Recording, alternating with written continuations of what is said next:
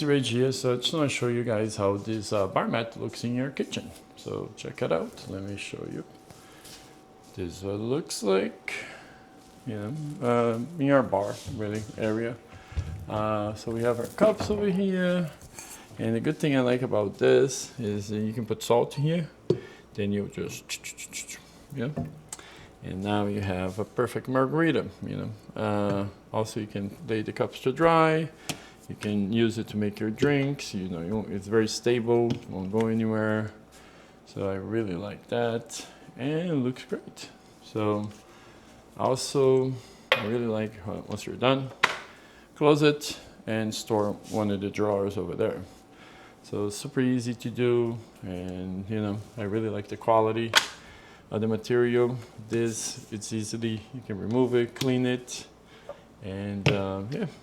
So it looks really nice, and I really like it. So hopefully you guys enjoyed this video. Just a quick demonstration, and how it looks in your bar coffee area. Take care, guys. Bye.